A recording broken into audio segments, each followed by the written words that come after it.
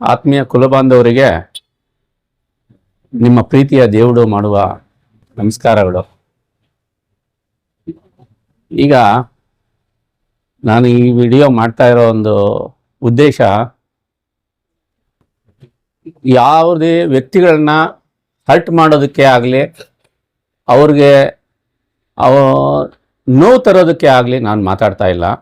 First of all ಇದು ದಯವಿಟ್ಟು ತಾವು ಗಮನಿಸಬೇಕು. ಈ ದಿವಸ ನಮಗೆ ಚುನಾವಣೆ ಬಂದಿದೆ, ನಮ್ಮ ಸಂಘದ ಚುನಾವಣೆ ಬಂದಿದೆ. ನಿಮಗೆಲ್ಲ ಗೊತ್ತಿದೆ, ಸಂಘ ಚುನಾವಣೆ 5 ವರ್ಷಕ್ಕೊಂದ್ಸಾರಿ ನಡೀತಾ ಇದೆ. ಸಂಘದ ಯಾರ್ಯಾರು ನಿಂತ್ಕೊಂಡಿದ್ದಾರೆ ಅವರೆಲ್ಲ ಬರ್ತಾರೆ, ವೋಟ್ ಕೇಳ್ತಾರೆ. ನೀವು ನಮ್ಮ ರಿಲೇಷನ್ ಇದ್ದಾರೆ, ನಮ್ಮ ಫ್ರೆಂಡ್ಸ್ ಇದ್ದಾರೆ ಅಂಥೇಳಿ ಹೋಗಿ ವೋಟ್ ಹಾಕ್ತೀರಿ. ಆದರೆ ಮುಂದೆ ಏನಾಯಿತು, ಸಂಘದ ಪರಿಸ್ಥಿತಿ ಏನು, ಸಂಘದಲ್ಲಿ ಏನು ನಡೀತಾ ಇದೆ, ನಮಗೆ ಇದ್ರ ಬಗ್ಗೆ ಒಂದು 5-6 ವಿಷಯ ತಮ್ಮಲ್ಲಿ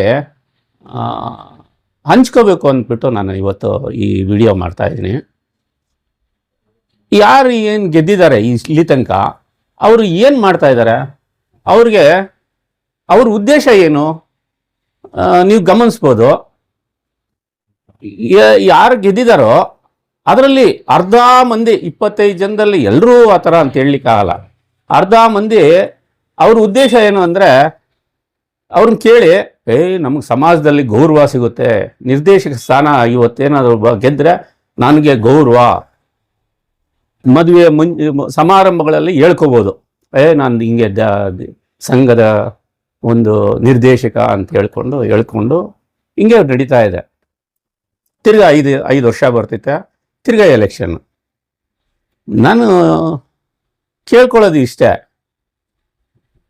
ಈಗ ಸಂಘ ಅಂದರೆ ಏನಿದು, ನಮ್ಮ ದಯವಿಟ್ಟು ಯೋಚನೆ ಮಾಡಿ. ಸಂಘ ಅಂದರೆ ಏನು? ಯಾವುದೇ ಜನಾಂಗದ ಒಂದು ಸಂಘ ಅಂದರೆ ಆ ಜನಾಂಗದ ಮುಖವಾಣಿ, ಅಂದರೆ ಆ ಜನಾಂಗ ಎಷ್ಟು ಅಭಿವೃದ್ಧಿ ಹೊಂದಿದೆ ಅದರ ಮುಖವಾಣಿ. ಅದು ಚೆನ್ನಾಗಿದೆ ಅಂದರೆ, ಸಂಪದ್ಭರಿತವಾಗಿದೆ ಅಂದರೆ ಆ ಜನಾಂಗ ಅಷ್ಟು ಸಂಪದ್ಭರಿತವಾಗಿ ಸುಖವಾಗಿದ್ದಾರೆ ಅಂತ. ಇವತ್ತು ನೀವು ಗಮನಿಸ್ಬೋದು, ನಾವು ವೋಟ್ ಹಾಕ್ಬೇಕಾದ್ರೆ ಮೊದಲೆಲ್ಲ ಏನು ಮಾಡ್ತಿದ್ವಿ,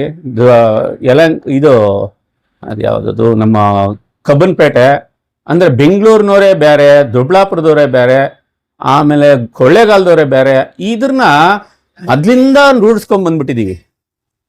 ಇವತ್ತು ಕಾಲ ಬದಲಾಗಿದೆ, ದಯವಿಟ್ಟು ಯೋಚನೆ ಮಾಡಿ. ಇವತ್ತು ಯಾರು ಬೆಂಗಳೂರಿನವರು? ಇವತ್ತು ಬೆಂಗಳೂರು ಕಬ್ಬನ್ಪೇಟೆಯಲ್ಲಿ ದೇವಾಂಗಪೇಟೆ ಅಂತ, ದೇವಾಂಗದವ್ರು ಎಷ್ಟು ಜನ ಇದ್ರು, ಇವತ್ತು ಎಷ್ಟು ಜನ ಇದ್ದಾರೆ? ಬೆರಳೆಣಿಕೆ ಅಷ್ಟು, ಒಂದು 10-15 ಫ್ಯಾಮಿಲಿ ಇದ್ರೆ ಇವತ್ತು ಹೆಚ್ಚು. ಅಲ್ಲಿ ಎಲ್ಲೋದ್ರೆ ಎಲ್ಲ ಅವ್ರವ್ರ ಪಾಡಿಗೆ ಅವ್ರವ್ರ ಉದ್ಯೋಗಗಳನ್ನ ನಡೆಸ್ಕೊಂಡು ಕೆಲವು ಸಿಟಿಗಳು ಹಲವಾರು ಕಡೆ ಹಂಚಿ ಹೋಗಿದ್ದಾರೆ. ಇವತ್ತು ಇಂಥವ್ರೇ ಸ್ಪೆಸಿಫಿಕ್ ಆಗಿ ಹೇಳಲಿಕ್ಕಾಗಲ್ಲ, ಆ ಪರಿಸ್ಥಿತಿ ನಮ್ಮಲ್ಲಿದೆ. ದಯವಿಟ್ಟು ಯೋಚನೆ ಮಾಡಿ. ದೊಡ್ಡಬಳ್ಳಾಪುರ, ಬೆಂಗಳೂರು, ಗೊಟ್ಟಿಗೆರೆ ಅವರು, ಇವರು ಕೊಳ್ಳೇಗಾಲದವರು, ಇವೆಲ್ಲ ಬಿಟ್ಬಿಡೋಣ. ಸಮಾಜಕ್ಕೆ ಏನು ಬೇಕು ಅದ್ರ ಬಗ್ಗೆ ಯೋಚನೆ ಮಾಡೋಣ.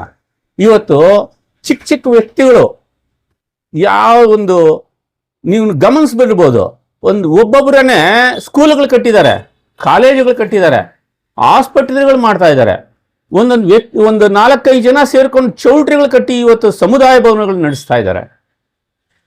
ನಮ್ಮ ಸಂಘದಿಂದ ಏನು ನಡೀತಾ ಇದೆ ಅದ್ರ ಬಗ್ಗೆ ಚಿಂತನೆಯೇ ಇಲ್ಲ.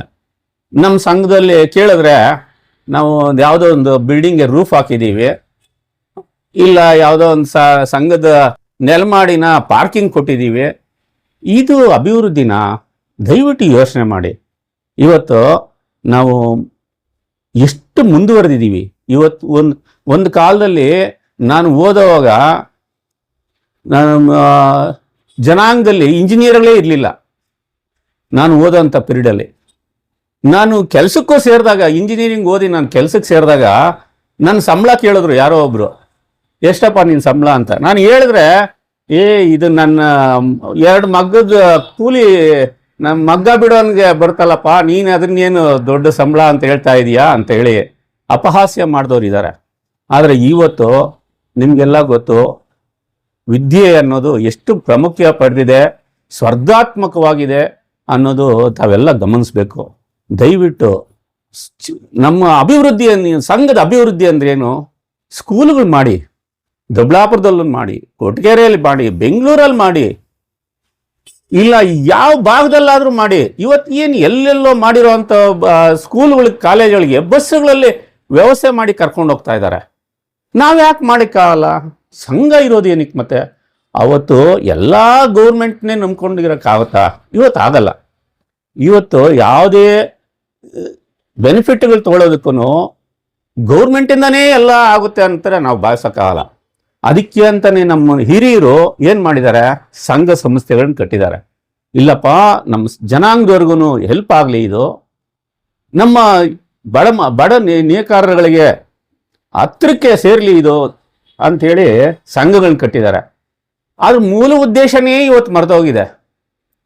ಇವತ್ತು ಏನಿದ್ರು ಅಲ್ಲಿ ಸಂಘದಲ್ಲಿ ನಿರ್ದೇಶಕ ಅನ್ಸ್ಕೋಬೇಕು ಅಷ್ಟೇ, ಇಲ್ಲ ಆ ಸಂಘದಿಂದ ಏನಾದರೂ ಬೆನಿಫಿಟ್ ಆಗುತ್ತಾ?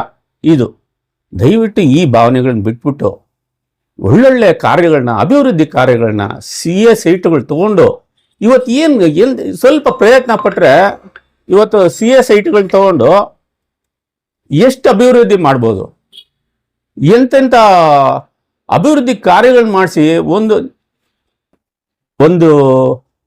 ಇವತ್ತು ವಿದ್ಯಾವಂತರು ಎಷ್ಟು ಜನ ನಮ್ಮ ಇದರಲ್ಲಿ ನಮ್ಮ ಸಂಘದಲ್ಲಿ ಓದಿದ್ದಾರೆ, ಎಲ್ಲ ಒಳ್ಳೊಳ್ಳೆ ಪೋಸ್ಟ್ಗಳಲ್ಲಿದ್ದಾರೆ. ಆಮೇಲೆ ನಮ್ಮ ದೇವಾಂಗದವರು ಎಷ್ಟು ಜನ ವಿದ್ಯಾವಂತರಾಗಿ ಇವತ್ತು ಒಳ್ಳೊಳ್ಳೆ ಕೆಲಸದಲ್ಲಿದ್ದಾರೆ. ನೀವು ಗಮನಿಸಿರ್ಬೋದು, ಬೀದಿಗೊಬ್ರು ಇಂಜಿನಿಯರ್ಗಳಿದ್ದಾರೆ ಇವತ್ತು, ಬೀದಿಗೊಬ್ರು. ಆಮೇಲೆ ಎಲ್ಲರೂ ಚೆನ್ನಾಗಿ ಕೆಲಸದಲ್ಲಿ ಇದ್ದಾರೆ. ದಯವಿಟ್ಟು ಅಂಥವ್ರನ್ನೆಲ್ಲ ಒಂದು ಗ್ರೂಪ್ ಮಾಡಿ ಅವರ ಸಲಹೆ, ಅವ್ರಿಗೆ ಒಳ್ಳೊಳ್ಳೆ ಆಫರ್ಗಳಿರ್ತವೆ, ಓಪನಿಂಗ್ಸ್ ಇರ್ತವೆ, ಅಂದರೆ ಅವ್ರ ಜಾಬ್ ಆಪರ್ಚುನಿಟಿಗಳಿರ್ತವೆ. ಅವರ ಸಹಕಾರ ತಗೊಂಡು ಯಾರು ಆಗ್ತಾನೆ ಓದಿ ಮುಗಿಸಿ ಈಚೆಗೆ ಬಂದಿರ್ತಾರೆ ಅಂಥವ್ರಿಗೆ ಸಹಾಯ ಮಾಡೋಣ. ಇವೆಲ್ಲ ಎಂತೆಂಥ ಕಾರ್ಯಗಳಿದೆ. ದಯವಿಟ್ಟು ಇವೆಲ್ಲ ಸ್ವಲ್ಪ ಇದ್ರ ಬಗ್ಗೆ ಯೋಚನೆ ಮಾಡಿ. ಬರೀ ನಮ್ಮ ಸೀಮಿತ ಯೋಚನೆ ಬಿಟ್ಬಿಟ್ಟು ವಿಶಾಲವಾಗಿ ಯೋಚನೆ ಮಾಡೋವಂಥದ್ದು ಕಾರ್ಯ ನಡಿಬೇಕು ಸಂಘದಲ್ಲಿ. ಸಂಘ ಎಲ್ಲಿ ನೋಡಿದ್ರು ಸಂಘ ಇದು ಕಾಣಿಸ್ಬೇಕು. ಅಭಿವೃದ್ಧಿ ಏನು ನಡೀತಾ ಇದೆ ಸಂಘದಲ್ಲಿ, ಎಲ್ಲಿ ಹೋದ್ರೂ ಒಂದು ಸ್ಕೂಲ್, ಅಲ್ಲೊಂದು ಸ್ಕೂಲ್ ನಡೀತಾ ಇದೆಪ್ಪ ನಮ್ಮ ಜನಾಂಗದ್ದು, ಅಲ್ಲಿ ಎಂಪ್ಲಾಯ್ಮೆಂಟ್ ಸಿಗುತ್ತೆ, ವಿದ್ಯೆ ಸಿಗುತ್ತೆ. ಒಂದು ಹಾಸ್ಪಿಟಲ್ ತಗೊಂಡ್ರೆ ಎಂಪ್ಲಾಯ್ಮೆಂಟ್ ಸಿಗುತ್ತೆ, ಆರೋಗ್ಯ ಸಿಗುತ್ತೆ. ಎಷ್ಟೆಂಥ ಕಾರ್ಯಗಳು ಮಾಡ್ಬೋದು. ಇನ್ನು ಕೊನೆಯದಾಗಿ ಜಾಸ್ತಿ ಹೇಳೋದು ಬೇಡ, ಕೊನೆಯದಾಗಿ ಹೇಳ್ತೀನಿ. ಇವತ್ತು 1ನೇ ತರಗತಿ ಸೇರಬೇಕು ಅಂದರೆ ಎಷ್ಟು ದುಡ್ಡು ಖರ್ಚಾಗುತ್ತೆ.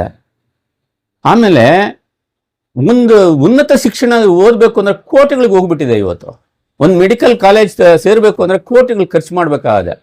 ನಮ್ಮಲ್ಲಿ ಯಾಕೆ ಆ ಪ್ರಯತ್ನ ಯಾಕೆ ಬಿಟ್ಟಿಲ್ಲ? ನನಗೆ ಅದಕ್ಕೆ ಹೇಳ್ತಾ ಇರೋದು. ಇವತ್ತು ಅನ್ಕೊಂಡಿದ ತಕ್ಷಣ ಆಗುತ್ತೆ ಅಂತ ನಾನು ಖಂಡಿತ ಭಾವಿಸೋದಿಲ್ಲ. ಅಂಥ ಮೂರ್ಖತನೂ ನನ್ನಲ್ಲಿಲ್ಲ. ನಾನು ಕೇಳ್ತಾ ಇರೋದು, ಆ ಪ್ರಯತ್ನಗಳು ಯಾಕೆ ಮಾಡ್ತಾ ಇಲ್ಲ? ಆ ಶಿಕ್ಷಣ ಸಂಸ್ಥೆಗಳನ್ನೇ ಆಗಲಿ, ಆಸ್ಪತ್ರೆಗಳನ್ನೇ ಆಗಲಿ, ಸಮುದಾಯ ಭವನಗಳನ್ನೇ ಆಗಲಿ, ಅದನ್ನ ಕಟ್ಟಿ ಉದ್ಧಾರ ಮಾಡಿ ಆದ್ರಿಂದ ನಮ್ಮ ಜನಾಂಗಕ್ಕೆ ಆ ಭಾವನೆನೇ ಇಲ್ವೇ? ಬರೀ ಸೀಮಿತ ಪರಿಧಿಯಲ್ಲಿ ಯೋಚನೆ ಮಾಡ್ತಾ ಇದ್ದಾರೆ.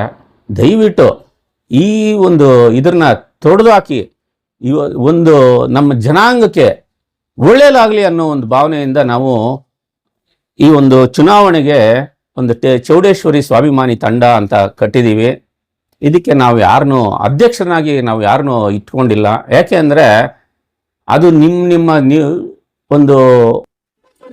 ಇದಕ್ಕೆ ಬಿಟ್ಬಿಟ್ಟಿದ್ದೀವಿ, ವಿವೇಚನೆಗೆ ಬಿಟ್ಟಿದ್ದೀವಿ. ನೀವು ಯಾರನ್ನ ಅಧ್ಯಕ್ಷರಾಗಿ ತಗೊಳ್ತೀರೋ ಅದು ನಿಮ್ಮ ವಿವೇಚನೆಗೆ ಬಿಟ್ಟಿದ್ದೀವಿ.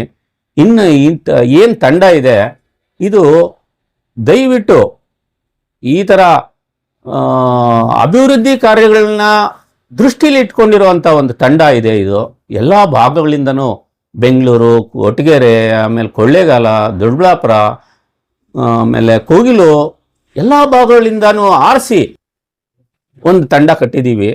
ದಯವಿಟ್ಟು ಈ ತಂಡಕ್ಕೆ ತಾವು ಸಂಪೂರ್ಣ ಮಹತ್ವ ನೀಡಿ ಒಂದು ಬದಲಾವಣೆ ಈಗ 10, 20, 25 ವರ್ಷಗಳಿಂದ ಇದ್ದಾರೆ. ಬದಲಾಯಿಸಿ, ಹೊಸಬ್ರು ಬರಲಿ, ಹೊಸ ರಕ್ತ ಹರಿಯಲಿ, ಅವ್ರ ಚಿಂತನೆಗಳು ನಡೀಲಿ. ಅಲ್ಲಿ ಹೊಸ ಕಟ್ಟೋದ್ರಿಂದ ನಮ್ಗೆ ಏನು ತೊಂದರೆ ಇಲ್ಲ. ಹೊಸ ಟೀಮ್ ಬಂದ್ರೆ ಅವ್ರಿಗೆ ಏನೇನೋ ಐಡಿಯಾಗಳಿರ್ತವೆ, ಮಾಡ್ಲಿ, ಅವ್ರಿಗೆ ಕೆಲಸ ಮಾಡ್ಲಿಕ್ಕೆ ಬಿಡಿ. ನಾನು ಯಾರು ದೂಷಣೆ ಮಾಡ್ತಾ ಇಲ್ಲ, ದಯವಿಟ್ಟು ಅದನ್ನ ಅರ್ಥ ಮಾಡ್ಕೊಳ್ಳಿ. ಹೊಸದಾಗಿ ಮಾಡೋವಂಥವ್ರಿಗೆ ಒಂದು ಅವಕಾಶ ಕೊಡಿ ದಯವಿಟ್ಟು. ಇಷ್ಟು ಹೇಳ್ತಾ ಈ ಒಂದು ಸ್ವಾಭಿಮಾನಿ ತಂಡಕ್ಕೆ, ಶ್ರೀ ಚೌಡೇಶ್ವರಿ ಸ್ವಾಭಿಮಾನಿ ತಂಡಕ್ಕೆ ಬಹುಮತ ಕೊಟ್ಟು ಆಡಳಿತ ನಡೆಸಿ ನಮ್ಮ ಮಕ್ಕಳ ಭವಿಷ್ಯವನ್ನು ಕಾಪಾಡಬೇಕು ಅಂತ ನಾನು ಸವಿನಯದಿಂದ ಕೇಳ್ಕೊತಾ ಇದ್ದೀನಿ.